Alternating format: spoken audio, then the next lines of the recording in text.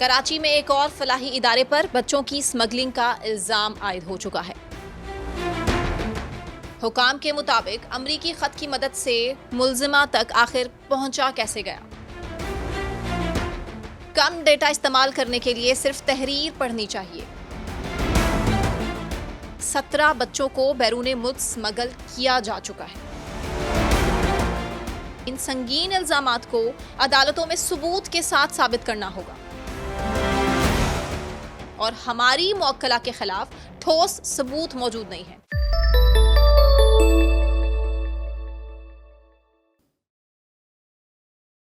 السلام علیکم، آپ دیکھ رہے ہیں ولاگ سینٹرل میں ثنا نقوی۔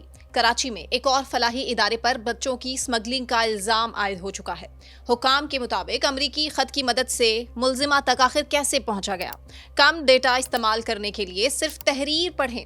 پاکستان کے شہر کراچی میں ایک غیر سرکاری ادارے کے سربراہ کو مقامی عدالت کی جانب سے بچوں کی بیرون ملک اسمگلنگ کے الزام پر جیل بھیجنے کی چونکا دینے والی پیش رفت ایک بار پھر امریکی شکایت کے نتیجے میں سامنے آئی ہے۔ آپ کو اس سے پہلے بھی یاد ہوگا، ایک شکایت سارم برنی کیس میں بھی امریکی خط کے نتیجے میں سامنے آئی تھی، جس کے بعد FIA ایکٹیو ہوا تھا۔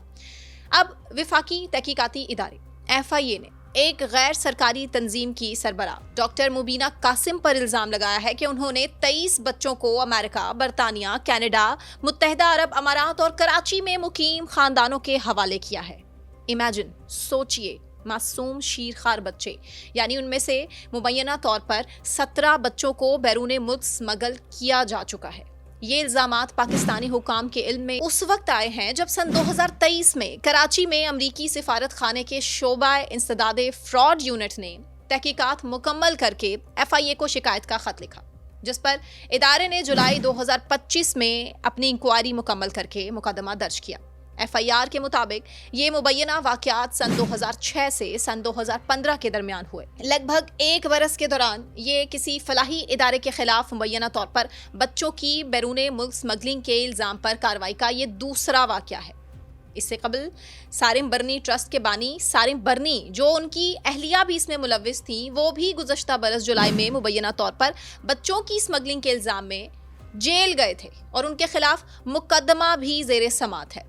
FIA کے ترجمان کے مطابق ملزمہ کو عدالت سے ضمانت منسوخ ہونے کے بعد پیر کو گرفتار کیا گیا تھا، جس کے بعد جوڈیشل مجسٹریٹ کی جانب سے منگل کو انہیں جوڈیشل ریمانڈ پر جیل بھیجا گیا۔ ملزمہ ڈاکٹر مبینہ قاسم کے وکیل شہاب سرکی نے BBC سے بات کرتے ہوئے کہا کہ ان سنگین الزامات کو عدالتوں میں ثبوت کے ساتھ ثابت کرنا ہوگا اور ہماری موکلہ کے خلاف ٹھوس ثبوت موجود نہیں ہے۔ اس کیس میں بھی وکیل اپنے موکل کو بچانے کی کوشش کر رہا ہے، جیسے کہ سارم برنی کیس میں نہ صرف سارم برنی بلکہ ان کے ساتھ ان کی اہلیہ اور ایک باقاعدہ گینگ کو بچانے کی کوشش کی جا رہی تھی ایک وکیل کی طرف سے۔ آپ کو یاد ہوگا انہوں نے ہر کام قانون کے دائرے میں رہ کر کیا، ان کے پاس تمام قانونی دستاویزات موجود ہیں اور ہم نے قانون نافذ کرنے والے اداروں کے ساتھ پورا تعاون کیا ہے۔ یہ وکیل کا موقف ہے اپنے موکل کے حق میں۔ اس سے عدالت کو سیٹسفائی کرنے کی کوشش کی جا رہی ہے، لیکن بھولیے گا نہیں کہ اب یہ معاملہ امریکہ کی طرف سے اٹھایا گیا ہے، امریکہ نے اس سوال اٹھایا ہے، اسی لیے FIA خاموش نہیں رہ سکتا۔ ایڈوکیٹ شہاب سرکی کا کہنا تھا کہ بظاہر ایسا لگتا ہے کہ یہ ان کے خلاف کوئی سازش ہے جس کا عدالتوں میں ڈٹ کر مقابلہ کرنا ہوگا۔ اب سوچئے کہ جب چور پکڑا جائے تو پھر اس کے بعد وہ سازش کا نام دے کے معاملے کو دبانے کی کوشش کرتا ہے۔ امریکی قونصل خانے کے خط میں کیا کہا گیا میں آپ کو بتاتی ہوں کہ FIA کے پاس درج مقدمے میں کراچی میں امریکی قونصل خانے کے خط کی تفصیلات درج ہیں، جس میں انہوں نے اس ضمن میں سن 2023 میں شکایت کی تھی۔ اس خط میں دعویٰ کیا گیا کہ امریکہ کے انسداد فراڈ یونٹ نے سندھ ویلفیئر ڈپارٹمنٹ سے رابطہ قائم کیا، جس میں بتایا گیا کہ یہ ادارہ 1997 کے قوانین کے مطابق تعلیم اور صحت کے لیے رجسٹر غیر سرکاری ادارہ ہے، لیکن یہ یتیم خانے کے طور پر رجسٹر نہیں ہوا ہے اور اس کے پاس قانونی طور پر بچوں کی کفالت حاصل کرنے کا کوئی حق نہیں تھا۔ خط میں یہ بھی دعویٰ کیا گیا کہ امریکی ادارے کی جانب سے شک کی بنیاد پر پاکستانی نژاد امریکی جوڑے کے خلاف تحقیقات کا آغاز کیا گیا، جنہوں نے سال 2011 میں ایک بچے کی سول فیملی کورٹ سے گارڈین اینڈ وارڈ ایکٹ کے تحت کفالت حاصل کی تھی، جس کے بعد ہوپ نامی تنظیم نے مبینہ لاوارث بچے کو اس جوڑے کے حوالے کیا تھا۔ اب سوچئے یہ کارروائی کیسے عمل میں لائی جاتی ہے؟ انتہائی بھیانک خوفناک انکشافات ہیں۔ اسی طرح خط میں یہ بھی دعویٰ کیا گیا کہ مزید کیسز بھی ہیں اس میں۔ مبینہ طور پر ہوپ تنظیم کے ملوث ہونے کا اس میں دعویٰ بھی کیا گیا۔ خط میں مزید کہا کہ جن بچوں کی کفالت امریکی شہریوں نے حاصل کی تھی ان کو عدالت کی جانب سے گارڈین شپ دیے جانے اور پھر ہوپ کے کاغذات پر ویزے جاری کیے گئے تھے۔ ایف آئی اے کی انکوائری میں بتایا کیا گیا ہے، اب اس پر نظر ڈالتے ہیں۔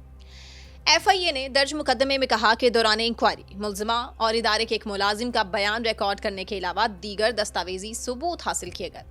ایف آئی آر میں درج انکوائری کی تفصیلات میں دعویٰ کیا گیا کہ ادارے کے ایک ملازم کے بیان میں انکشاف کیا گیا کہ جن بچوں کی فہرست تیار کی گئی ہے وہ بچے ادارے کے زیر انتظام چلنے والے ہاسپٹل کلینک کے ارد گرد ملے تھے اور انہیں فوری طور پر متعلقہ سپروائزر کے حوالے کر دیا گیا تھا۔ سوچئے، یہاں بھی اغوا کا کیس بنا کر معاملے کو دبانے کی کوشش کی گئی۔ ایف آئی آر میں الزام عائد کیا کہ ادارہ کوئی ایک ثبوت پیش نہیں کر سکا کہ اس کو بچے آخر ہاسپٹل یا کلینک کے ارد گرد کے علاقے سے ملے کیسے، جس سے یہ پتہ چلتا ہے کہ ان کی نیت اور ارادہ ٹھیک نہیں تھا اور انہوں نے بظاہر بچے ایک ہی کمیونٹی سے تعلق رکھنے والے افراد کے حوالے کیے جن کے پاس غیر ملکی شہریت اور پاسپورٹ تھے۔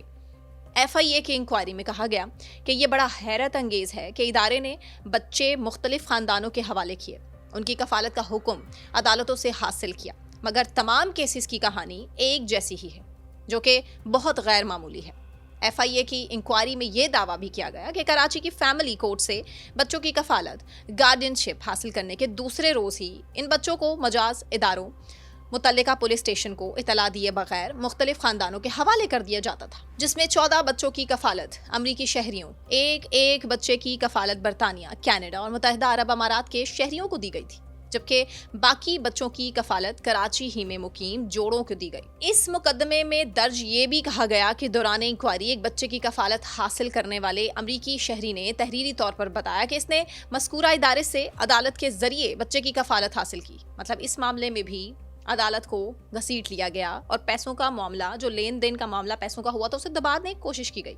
انکوائری میں یہ بات بھی سامنے آئی ہے کہ ان میں سے 2 بچے ملزمہ نے خود اپنی زیر کفالت رکھے تھے، جن میں سے ایک اعلیٰ تعلیم حاصل کر رہا تھا جبکہ دوسرا اس ٹرسٹ پر ٹرسٹی ہے اور ٹرسٹ کے معاملات کو دیکھتا ہے۔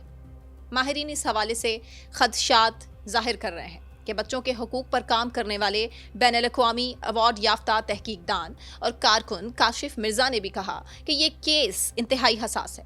اس میں غیر سرکاری ادارے کی جانب سے بچوں کی کفالت کا حق حاصل کرنے سے لے کر ان کو امریکہ یا کسی اور ملک کا ویزا دلانے تک تمام قانونی مراحل پورے کیے گئے ہیں، یعنی کہ یہ سب کچھ پاکستان میں ہوا ہے، اللیگل۔ مگر بنیادی نقطہ یہ ہے نا کہ مذکورہ غیر سرکاری ادارہ کبھی بھی حکومتی اداروں کی جانب سے ایک یتیم خانے یا بچوں کے شیلٹر ہوم کے طور پر رجسٹر نہیں تھا۔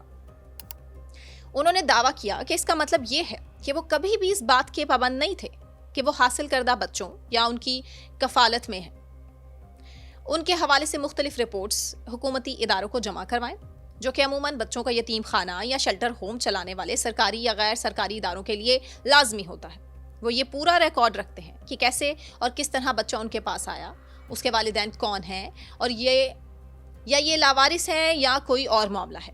کاشف مرزا کا کہنا تھا کہ غیر سرکاری ادارے کے پاس اس بات کی بھی کوئی واضح ریکارڈ نہیں ہے کہ بچے کیسے حاصل کیے گئے۔ جب کچھ عرصے کے دوران ملتے جلتے کیسز کے ویزوں کی درخواستیں دی گئیں تو امریکی ادارے اس پر متحرک ہوئے اور انہوں نے اس پر اپنی تحقیق کر کے حکومت پاکستان کو فوری الرٹ کیا۔ کاشف مرزا نے کہا کہ امریکہ اور یورپ میں اس حوالے سے بہت سخت قوانین ہیں، جس میں ان ممالک کے متعلقہ ادارے کسی بھی بچے جس کی کفالت حاصل کی گئی ہو اس کی فلاح و بہبود پر نظر رکھتے ہیں۔ مطلب کہ ان کی مانیٹرنگ کی جاتی ہے کہ جو بچے آپ نے کہیں سے لیے ہیں، جن کو آپ نے پالنے کے لیے، پرورش کرنے کے لیے کسی سے لیا ہے، تو اس کے لیے پورے ادارے یورپ میں، کینیڈا میں، وہاں پر الرٹ رہتے ہیں۔ لیکن پاکستان سے اسمگل کیے گئے بچوں پر کون نظر رکھے گا؟ انسانی حقوق پر کام کرنے والے ادارے SSDO کے ایگزیکٹو ڈائریکٹر سید کوثر عباس نے کہا کہ پاکستان میں 2.5 کروڑ بچے اسکول سے باہر ہیں۔ ان بچوں کی اکثریت روڈ پر ہے، ان میں سے کئی لاوارث ہیں، اور اگر لاوارث نہیں بھی ہیں تو ان کے ماں باپ نے ان کو روزی روٹی کے چکر میں چھوڑا ہوا ہے، اور یہ سب بچے خطرے میں ہیں۔ انہوں نے یہ بھی کہا کہ یہ کراچی میں دوسرا ایسا مبینہ واقعہ منظر عام پر آیا ہے۔ اس وقت ایک قانون پاکستان کی پارلیمنٹ میں زیر بحث ہے۔ امید کرتے ہیں کہ یہ قانون جلد ہی منظور ہو جائے گا، جس میں بچوں کی کفالت یا گارڈین شپ کے تمام معاملات واضح ہو پائیں گے۔ اور امید کی جا سکتی ہے، میں تو امید کر سکتی ہوں کہ لا بنا کے اس پہ امپلیمنٹیشن بھی ہو، کیونکہ ہمارے ملک میں قانون تو بن جاتا ہے لیکن اس پر عمل درآمد کتنا ہوتا ہے یہ آپ لوگ ہی کامنٹ سیکشن میں بتائیے۔ اپنی رائے کا اظہار کیجیے، اپنا خیال رکھیے، اللہ حافظ۔